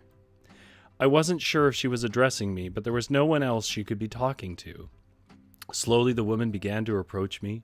She slid out from the tree and came down the hill. Her feet were milk-clean white. She looked at me with large ink pool eyes rimmed with emerald, like a pond but deeper. I felt her warmth as she emerged. She smiled wide and said, "Hello, I'm Tanya. You look sad. I'm so good at cheering people up. Do you mind if I try to cheer you up? I'm an expert." She giggled. In her spring dress, a hand-me-down floral spring dress, bounced with her laugh. She took my hand, and with freedom I'd rarely seen in a woman, I went on a quirky adventure to all the flower boxes in New York. Then she told me to smell a tulip, and when I turned around, she was gone. Later, I found her number had been slipped in my pocket, which I never followed up on. I thought about our outing all day at work, which was a nice respite from seeing my now ex avoid eye contact with me. Work sucked. It always sucked, but now it sucked even more. I loved Sandy, but now that she was my ex, some of the spark had gone. Scooping ice cream had lost its charm. I'd lean against the refrigeration unit, the big deep freeze, for hours just to try to feel something. The metal and glass of the ice cream bin was cold as Sandy's heart. Sandy, Tanya, Sandy, Tanya. My mind raced. "One vanilla, please," the customer, a circular man with 2 pebbles for kids. I shoved his money in my face. I gave him chocolate. Oh, he shoved his money in my face. I see. "Sandy, Tanya, Sandy." I didn't know who I loved anymore, what I should feel. I scooped a dollop of mint chocolate chips straight into my mouth. My teeth fought against it. My brain freeze hit me like a freight train. Sandy eyed me from by the waffle cones. I wonder if she knew about Tanya, our secret liaison in the park. The way she admired me like some god from the days of old. Normally I'd be flattered, But Tanya didn't know about my past. A past that involved a curse. I don't think we ever got to that. Oh, we will. Oh! Excuse me, I need to speak with the manager, a man said. He was in a suit, black tie, blacker shirt. Wait, I didn't even notice that. Why is he not in a police outfit? Well, that's the uniform of that. Yeah, they don't wear police outfits. They're just kind of like. I will say no more. I'm with the Ice Cream Police Bureau. We've received a complaint. Sandy sidled up beside me. She crossed her arms. What's this about? I wonder if she was trying to defend me. Maybe our spark wasn't gone yet. And an anonymous caller notified us they were served chocolate ice cream here. So? He'd asked for vanilla. Oh. You are under arrest, said the officer. He is not, said Sandy, shoving the officer. Reactively, the officer shoved her back and drew his mace, macing both of us and ruining the ice cream. Eric! Sandy shouted at the officer. This isn't funny. Who hired you? We're done. Her eyes were red and swelling. I reached for her, but she shoved me away and ran to the washroom. The officer, Eric, said, It was Tanya. My Tanya? I said incredulously to him. No, our. He gestured between himself and the washroom where Sandy was. Tanya. She said it would be funny. It was instinctive. She attacked me. Oh. You're that Eric, I said between my swollen, mace-ridden eyes. The mace dissipated. The ground shook. The world began to angrily change beneath us. Outside the takeout window, Eric and I watched the city of New York fall away. It's romantic. The setting of the New York. There was a vicious knocking at the door. Eric, don't, I yelled. Eric ran to the door to the ice cream store, swinging it open. Tanya fell inside. Something is happening outside. We're becoming, Tanya gasped for breath, stranded. My first thought went to Sandy. She was still in the bathroom. I ran to her and banged on the door. Sandy, are you okay in there? She swung the door open. The two of us stumbled to the middle of the ice cream store, joining Tanya and Eric the cop. The buckets of ice cream spilled all over the floor as the ground rumbled beneath our feet. What's going on? I shouted. Sandy grabbed me for balance. I felt her hands on my shoulder. Then, serendipitously, Tanya did the same. The one that got away, I thought. But which one?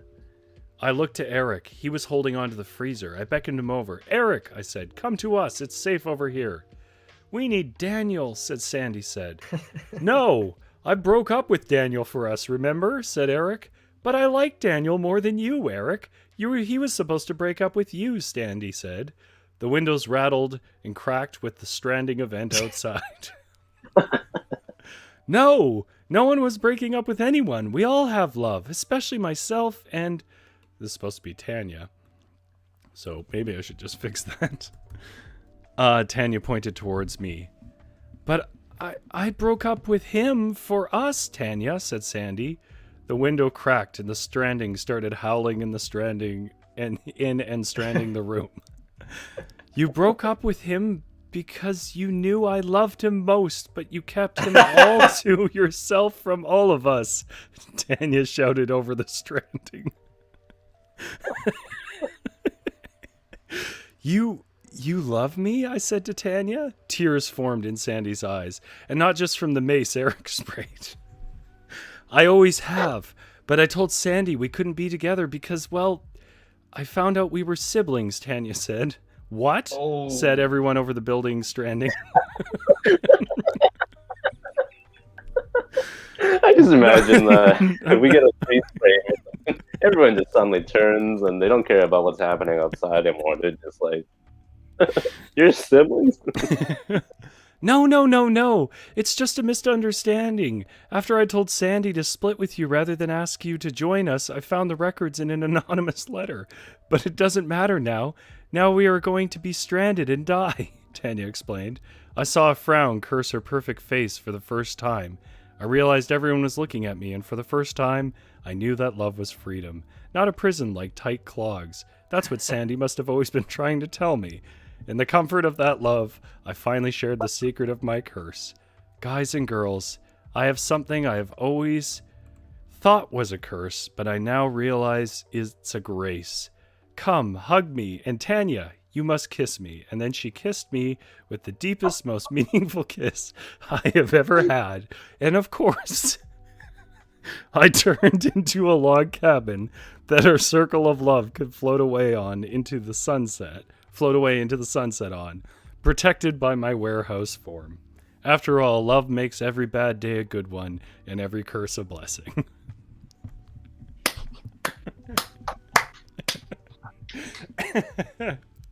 Bravo.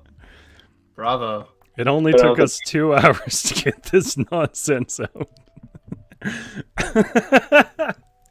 Wow. The Stranding. I had no concept of what was going on, so I just kept calling it The Stranding. That's all it was. You got it right. It's a cool name for it. I think that's got to be a recurring thing that we bring back in a later. Oh, no. We didn't get Elon in. Sorry, Dana. All right. How does chat feel? Did I work in enough things to earn a like? Does this video earn a like? Are you going to hit the thumbs up for that? I got in as many things as I could possibly think to get in. Yeah, the warehouse made it, Suki, yeah. Yeah. From the beginning of the story, which is admirable. Yeah. I had that thought when the warehouse came up. I was like, okay, but it wasn't floating on whatever the Stranding is. I was like, maybe they like retire to the hills and he's their house, but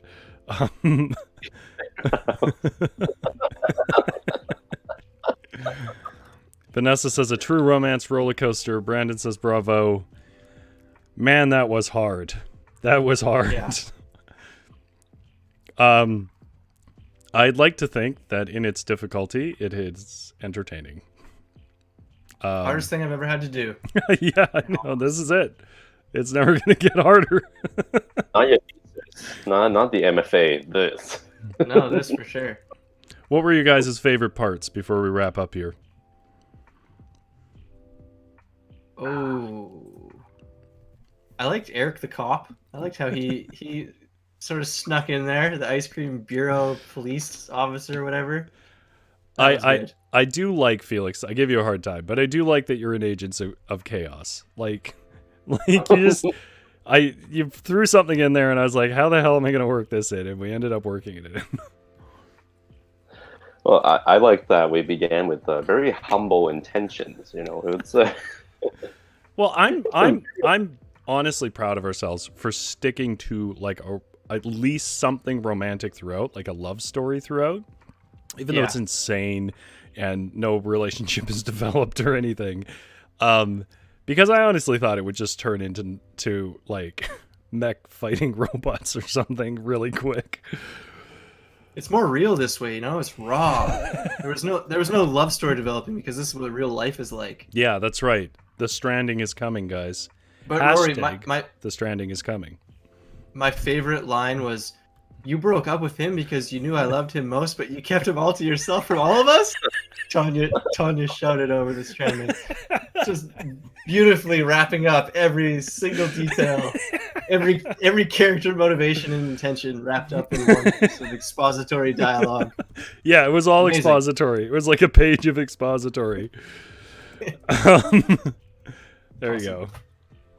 I've created a hashtag for this story. Hashtag The Stranding is coming. Yeah, I'd like to see love it out in our social media. All right. Get picked up by like doomsday people. Sorry? That hashtag is going to get picked up by some real doomsday believers. Well, they found a home here because, man, do I write a lot of doomsday fiction. Caroline says, good job, guys. And Just Fleece It Out said, absolutely. And I think that was in, did I earn a like? Well, that's really good news because that's the point. Hope you guys had fun. I apologize that it went for so long. I hope it didn't feel long for the chat. I just don't want to end until we have an end to the story, and apparently that commitment is getting increasingly complex to accomplish.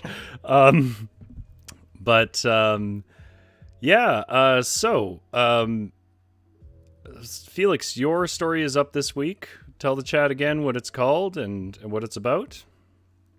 It's called Chinese Funerals Are Weird, about a Chinese funeral, and it's autofiction, which is a new word that Rory and I learned. It means it's half fiction, half nonfiction. Yeah. Yeah, and it's a funny story. It's a quick moving story. It's not a hard story to read, and it gives genuine insights to a culture that I think a lot of people haven't seen, but it does it in a quirky way. I think you invite the audience in a friendly way. And it's up right now on varietal-literature.ca. If you want to go direct link to it, it's in the description for this video. You can click on it right now, open it in a new tab or whatever. And it's a quick read. It's like 20 minutes, 15, 20 minutes, like all our short stories. Just try to be around that length. I think you should definitely check it out. If you have a WordPress account, you can also comment on it there, and Felix will see how you feel about your story. That's the same is true of all our other stories. My story's up there, Fission, and Avalon Born and Dana Mahana have a story up there. So you just click on the stories tab on our website. You can read them. And follow us on Instagram and Twitter at varietal_lit on both of them, where we will put up the voting for the genre for next Thursday's 6:30 when we're back here. Goes up on Wednesday on Twitter and Instagram. So if there's a genre that you're looking for or something, you can always comment on any of our posts and let us know, and we'll work it in to our voting. And we'll see what genre we have next week. Did you guys have fun tonight? Totally. Yeah. That's so convincing, Felix. I had fun. I definitely had a lot of fun. Yeah, this was hilarious. And I really enjoyed chat helping us out there, giving us ideas, giving us challenges. I mean, we whine about it in the moment, but to be honest, it is a lot of fun to try and work crazy stuff in, because we're creative people, and that's just basic creativity. So I love you all, guys, and like and subscribe, follow us on Instagram and Twitter. Anything else you guys want to add? I think I'm good. Thanks everyone for tuning in. This is great. Absolutely. Take care. Yeah, just keep waving. There's an awkward wave moment here. We're not out yet. Keep waving. I mean, maybe I'm just doing it on purpose now.